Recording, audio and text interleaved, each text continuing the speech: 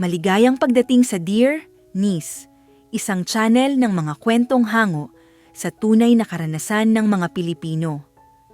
May pag-ibig, may drama, at may mga kwentong pampamilya na puno ng emosyon at aral sa buhay. Bago natin umpisahan, please huwag kalimutan mag-like, comment and subscribe upang lagi kang updated sa aming mga bagong kwento. Simulan na natin ang kwento ni Marco at Ana, si Marco Rivera, isa sa pinakabatang bilyonaryo sa industriya. Mayaman, makapangyarihan, at sa mata ng marami, walang puso. Kilala siya bilang masungit, malamig at babaero. Isang lalaking kayang bilhin ang lahat, maliban sa kapayapaan ng sarili niyang damdamin. Maraming babae ang lumalapit sa kanya, mga model, artista, sosyalera, ngunit wala ni isa ang nagtagal. Hindi dahil ayaw nila, kundi dahil si Marco mismo ang umiiwas sa seryosong relasyon. Dahil minsan na siyang nagmahal, at minsan na rin siyang iniwan. Si Olivia Montejo, ang babaeng unang nagpatibok ng puso niya. Ang babaeng minahal niya ng buong buo, ngunit pinili ang pangarap kaysa sa kanya. Noong araw na umalis si Olivia, may iniwan siyang sugat na hanggang ngayon ay sariwa pa rin. Doon natutunan ni Marco na ang magmahal ay kahinaan. At ang umasa ay isang pagkakamali. Kaya itinayo niya ang pader sa paligid ng kanyang puso. Pinuno ng negosyo ang kanyang mundo. Tagumpay ang naging kapalit ng damdamin. Ngunit sa likod ng malamig na titig ni Marco Rivera, may isang pusong pagod ng magkunwaring matigas. At hindi niya alam na sa mismong bahay niya, may isang babaeng tahimik na magbabago ng lahat ng paniniwala niya tungkol sa pag-ibig. Sa mundo ng negosyo, sanay si Marco Rivera sa mga hamon. Mga kontratang milyon ang halaga. Mga desisyong kayang magpabagsak o magpayaman sa isang kumpanya. Ngunit sa lahat ng hinarap niyang problema, may isa siyang hindi inaasahan. Isang investor. Isang pangalan na nanginginig ang buong industriya kapag binanggit. Alfonso Hidalgo. Isang veteranong negosyante. Makapangyarihan. Prinsipyado. At kilala sa iisang paniniwala, hindi siya nakikipagpartner sa lalaking walang pamilya. Para kay Alfonso Hidalgo, ang negosyo ay hindi lang tungkol sa pera. Ito ay tungkol sa pananagutan. Sa kakayahang mag-alaga, hindi lang ng kumpanya, kundi ng tao. Isang kondisyon. Isang simpleng tuntunin. Ngunit para kay Marco Rivera, isang napakalaking problema. Wala siyang asawa. Wala ring seryosong relasyon. At kahit kailan, hindi niya pinangarap na magtali ng sarili. Hindi dahil wala siyang pagpipilian, kundi dahil sarado na ang puso niya. Habang papalapit ang deadline ng investment, habang mas lumalaki ang pressure, mas lumalalim ang tanong sa isip ni Marco. Paano kung ang solusyon sa negosyo ay isang kasinungalingan? Sa gabing iyon, sa loob ng kanyang malaking bahay, habang tahimik ang paligid, isang ideya ang unti-unting nabuo. Isang desisyong magbabago hindi lang ng kanyang kumpanya, kundi ng kanyang buhay. At sa kusinang iyon, may isang babaeng hindi pa niya alam na magiging sagot sa lahat ng kanyang problema. Si Ana Morales ay isang simpleng babae. Hindi siya lumaki sa marangyang buhay. Hindi siya sanay sa magagarang damit o mamahaling alahas. Ang mundo niya ay umiikot lamang sa iisang bahay, ang bahay ng lalaking pinaglilingkuran niya, si Marco Rivera.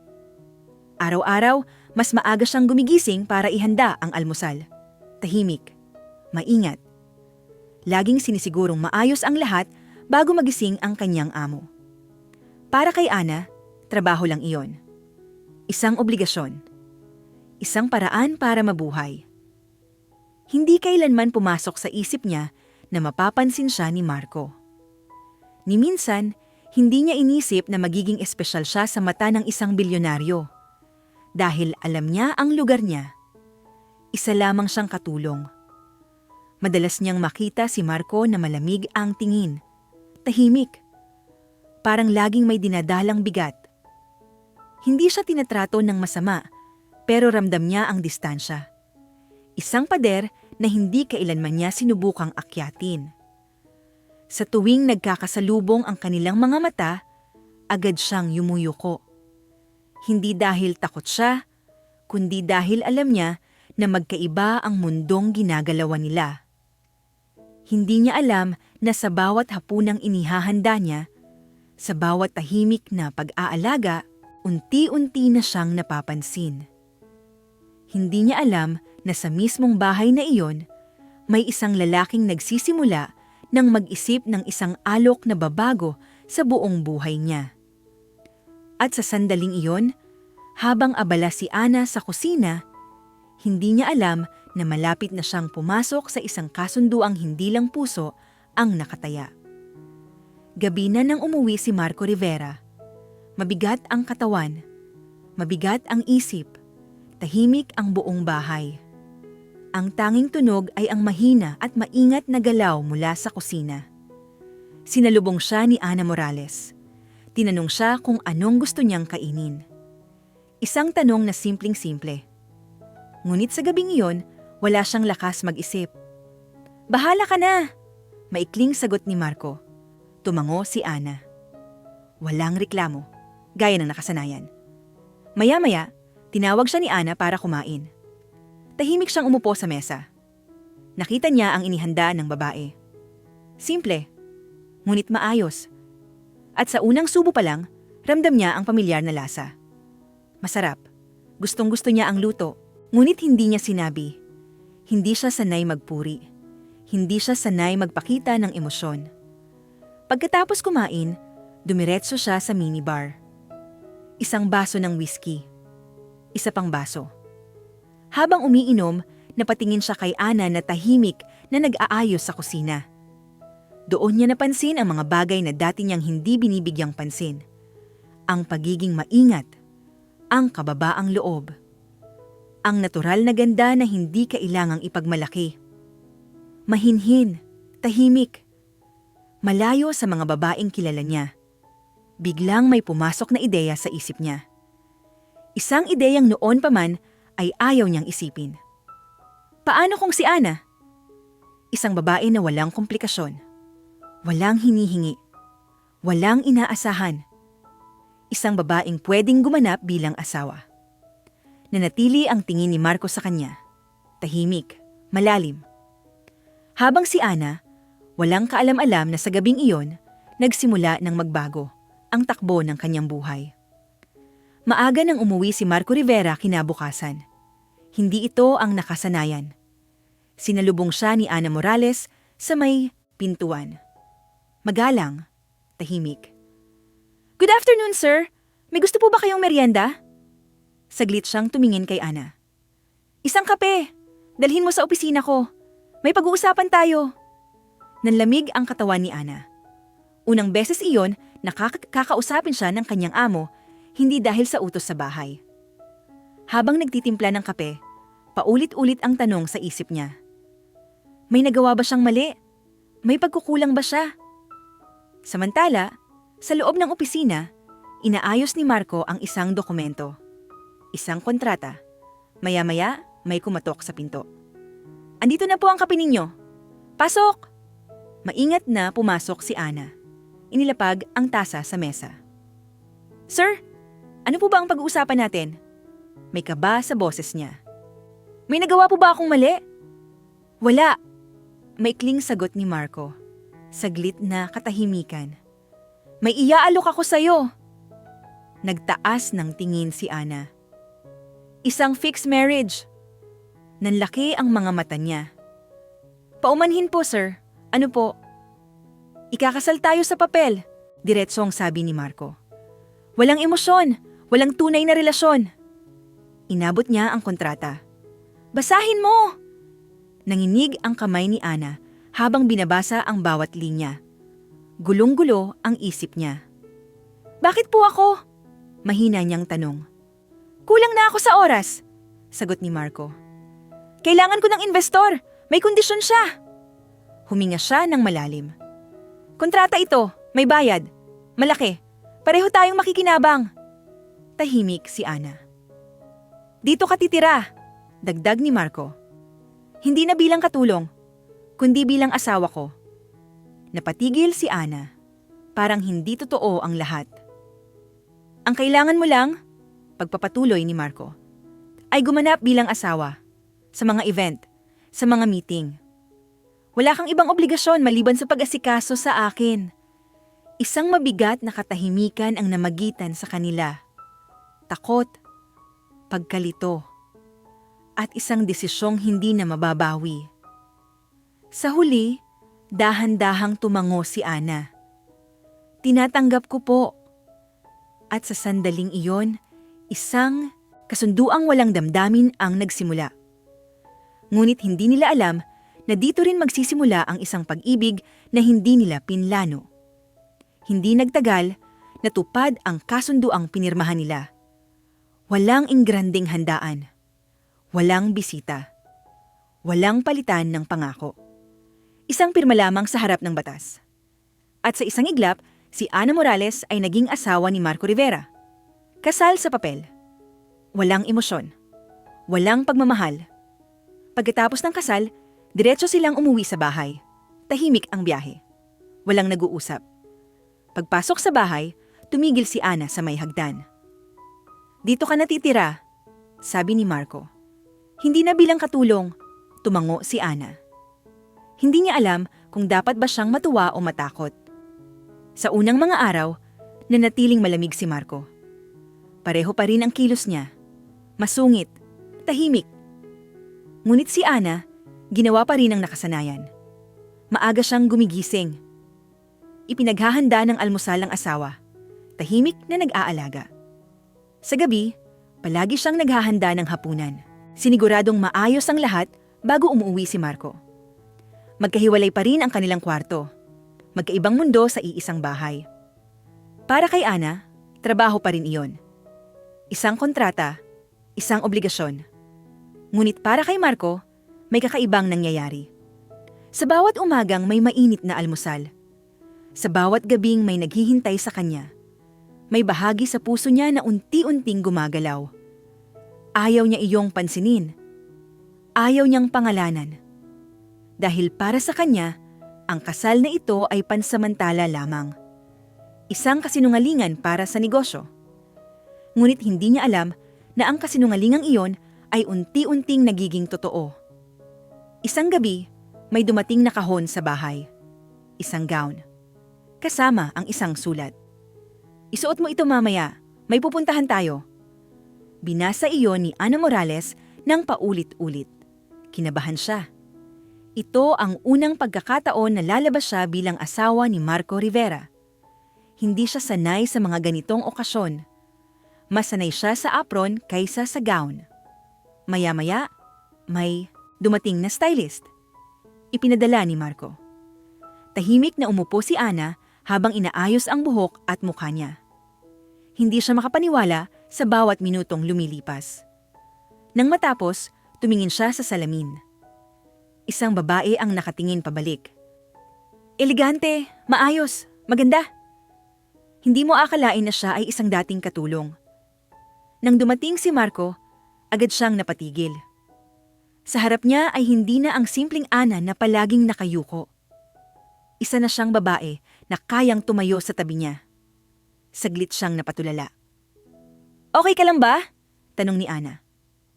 Huwag mo na akong tawagin sir, sagot ni Marco. Lalo na kapag nasa labas tayo. Tahimik na tumango si Ana. Umalis sila at dumiretso sa event. Ipinakilala ni Marco si Ana bilang kanyang asawa. Napalingon ang mga tao. May paghanga sa mga mata. May asawa ka na pala, sabi ng isang negosyante. At napakaganda pa. Mahiyain lang siya, sagot ni Marco. Kaya ngayon ko lang naisama. Inilagay niya ang kamay sa bewang ni Ana. Nanginig ang babae. Ngumiti siya kahit kinakabahan. Maya-maya, Namataan ni Marco ang lalaking matagal na niyang hinahanap. Si Alfonso Hidalgo. Lumapit sila. Ipinakilala ni Marco si Ana. "Napakaganda ng asawa mo," sabi ng investor. "Salamat po," maikling sagot ni Marco. Ngumiti si Ana.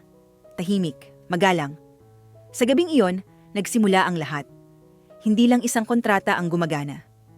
Pati ang damdaming ay unti-unti nang gumagalaw. Matapos ang engranding event, tahimik na umuwi sina Marco Rivera at Ana Morales. Walang masyadong usapan sa biyahe. Ngunit may kung anong nagbago. Pagdating sa bahay, bumaba si Ana ng sasakyan. Tahimik pa rin. Maingat. "Salamat," biglang sabi ni Marco. Napatigil si Ana. Hindi siya sanay makarinig ng ganoong salita mula sa kanya. "Wala pong anuman," sagot niya. "Ginawa ko lang po ang dapat kong gawin." Tumango lamang si Marco.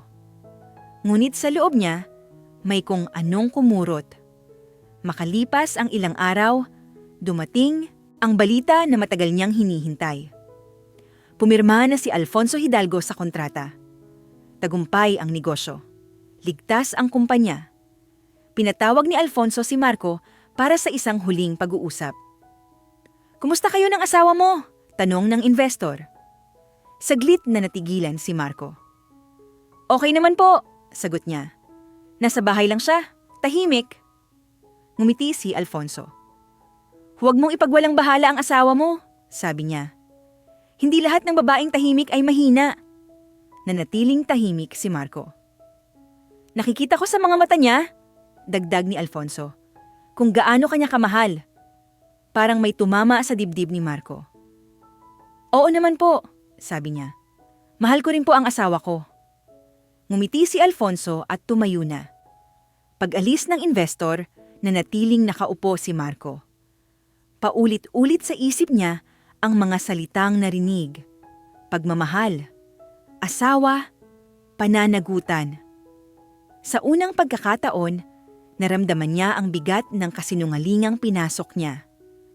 At sa katahimikan ng opisina, napagtanto niya na ang kontratang nakuha niya ay may kapalit. Isang pusong unti-unti nang nasasangkot. Lumipas ang mga araw. Hanggang sa naging buwan. At ang mga buwan ay naging 3 taon. Sa loob ng 3 taon, hindi nagbago ang pag-aalaga ni Ana Morales. Maaga pa rin siyang gumigising. Ipinaghahanda ng almusal si Marco Rivera.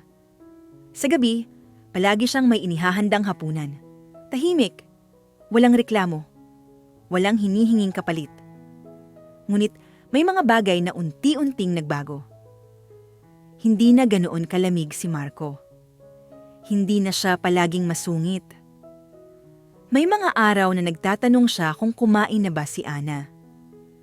May mga gabing hindi siya agad natutulog hanggat hindi niya naririnig ang boses ng babae sa bahay. Hindi niya inaamin sa sarili, pero hinahanap-hanap niya ang presensya ni Ana. Dumating ang mga panahong sobrang abala si Marco sa trabaho. May mga gabing hindi siya nakakauwi. Sa mga gabing iyon, may kulang. May tahimik na hinahanap ang puso niya. Unti-unti rin siyang nawala ng ganaan sa mga babaeng dati madalas niyang kasama. Ang mga tawag, ang mga imbitasyon, hindi na niya sinasagot. Hindi tulad noon. Samantala, si Ana ay unti-unti ring nahuhulog. Hindi niya namalayan kung kailan nagsimula. Basta isang araw, napansin niyang nasasaktan na siya kapag malamig si Marco. Alam niyang mali. Alam niyang kontrata lamang ang lahat. Ngunit paano pipigilan ang pusong nasanay sa presensya ng isang tao? Isang gabi, habang naghahanda siya ng paboritong pagkain ni Marco para sa kaarawan nito, may bumigat sa dibdib niya. Napagtanto niya na mahal na niya ang lalaki. Ngunit natakot siya. Dahil alam niya, ang kasal nila ay isinilang sa kasinungalingan. At sa mundong iyon, walang puwang ang isang katulong na umibig sa kanyang amo. Isang gabi, hindi nakauwi si Marco Rivera. Nag-alala si Ana Morales. Hindi siya sanay na hindi man lang magpaalam ang asawa. Nagdesisyon siyang puntahan si Marco sa kumpanya. May dala siyang hapunan. Gusto niya sana itong sorpresahin.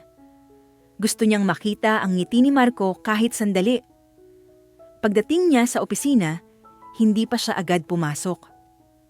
May narinig siyang boses ng babae.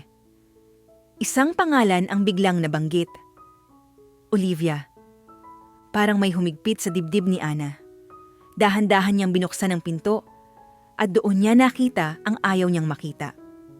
Si Marco Rivera at si Olivia Montejo ay magkalapit. At sa isang iglap, nagtagpo ang kanilang mga labi. Napatigil si Ana. Nawala ang ngiti sa kanyang mukha. Parang may bumagsak sa loob niya. Wala siyang sinabi. Wala siyang nilingon. Tahimik siyang umalis. Sa sandaling iyon, gumuho ang lahat ng pinanghahawakan niya. Napansin ni Marco ang pag-alis niya. Nagulat siya. Tinawag niya ang pangalan ni Ana. Iniwan niya si Olivia at agad na sumunod. Ngunit huli na. Hindi na niya inabutan ng babae. Sa loob ng taxi, umiiyak si Ana. Akala niya okay na sila. Akala niya pareho na sila ng nararamdaman. Ngunit mali pala. Isa lamang pala siyang bahagi ng isang kasunduan. Isang asawang ginawa lang para sa negosyo. Hindi umuwi si Ana sa bahay. Kailangan niyang mag-isip. Kailangan niyang ilayo ang sarili sa sakit. Samantala, bumalik si Marco sa opisina. Naguguluhan. Kinakabahan. Ang totoo, nagulat din siya sa biglaang pagbabalik ni Olivia.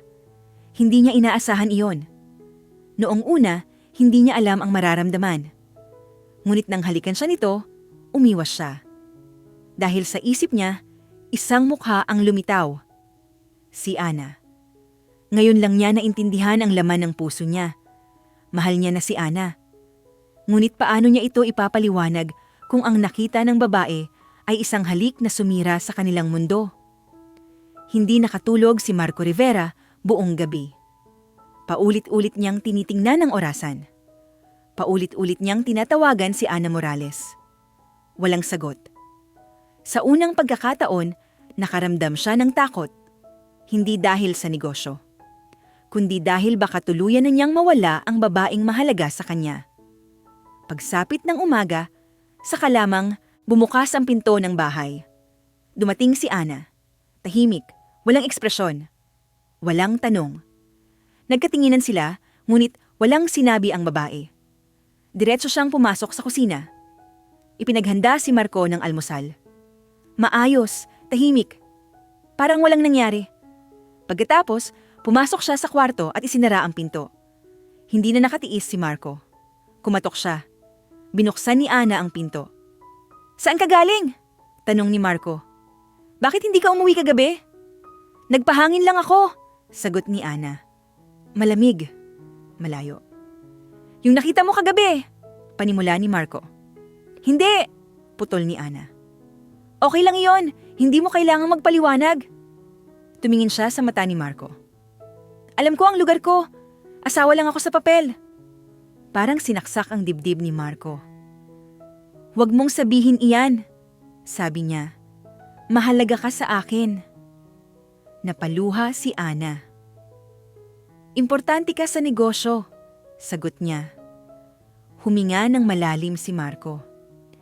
Kailangan mong malaman ang totoo, sabi niya. Si Olivia ang humalik sa akin. Umiwas ako. Tahimik si Ana. Kung wala ka sa buhay ko, pagpapatuloy ni Marco, baka binalikan ko siya. Natigilan ang babae. Pero iba na ngayon, dagdag niya. Iba na ang mahal ko. Lumapit siya kay Ana. Mahal kita, diretsong sabi ni Marco. Ngayon ko lang naamin sa sarili ko, pero ikaw na ang laman ng puso ko.